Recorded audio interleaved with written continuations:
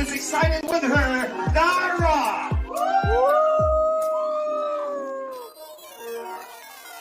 Ay! Sinimplihan na tayo ni Dara Pelta. Ay! Ganda!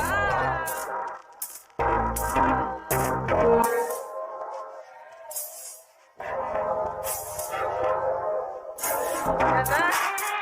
Bakit mag-rap ka? Of course! Tara, Edward, ayan, bili po kami ng damit po nila ngayong Velvet Box launching.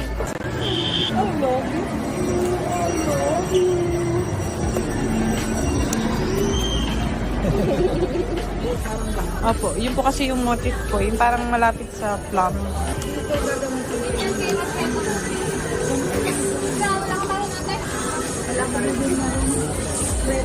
Para pen shop naman tayo. Tingnan natin na kayo mahanap na tayo dito. Kaso skirt.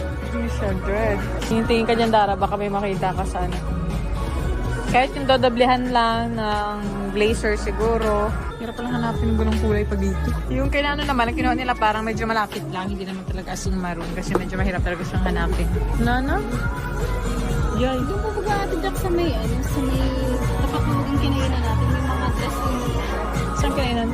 kinainan po natin yun. Ah, sa taas? Yan natin. Nakita ka? Nakabet?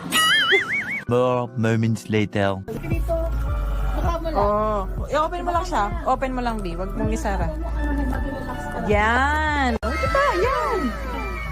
Oo. Nagtago ay. Curvy ka naman pati. Masya na conscious ka lang. Oo. Huwag mo isasara. Huwag mo isasara. Ganyan lang. Diyos ko, ang ganda-ganda ng katawan mo eh. True. Nahihiya lang si Dara, be. Wedge ka lang something. Anong sandals mo dyan? Yung meron ka? Ano available? Yan, maganda na. Yan, okay na yan. Pag nakarabi siya sa kaligyan ng puti. Ganda, sakto. Tinahan na tayo. Everybody's excited with her, Dara!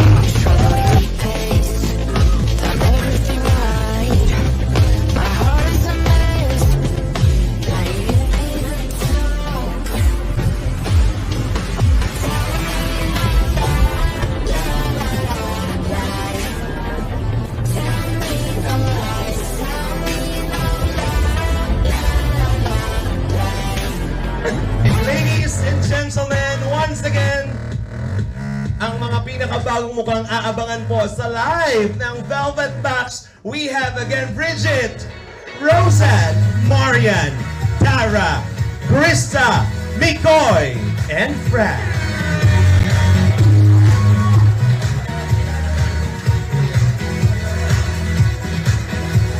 Congratulations.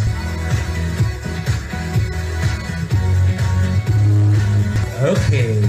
Siyempre, interviewin muna natin yung mga bagong ambassadors and ambassadors. Ano kaya ang nararamdaman po nila right now? Hello po, magandang gabi sa ating lahat. Unang-una po, thank you po kay Papa God and sa bumubuo ng Velvet Box, kala Kuya Rab, kala Ate Jack at kay Tito at Tita. Thank you so much po and thank you so much po kasi binigyan niyo po kami opportunity na gawing ambassadors. And sana po maging sumakses pa ang Velvet Box. Yun lang po.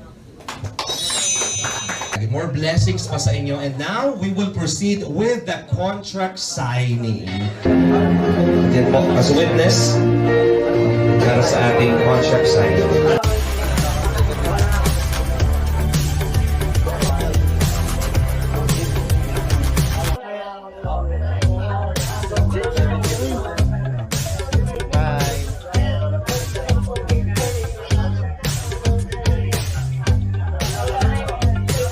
Congratulations, ladies and gentlemen. Palakpakan muna niyo once again, Roseanne, Bridget, Marian, and of course, Dara.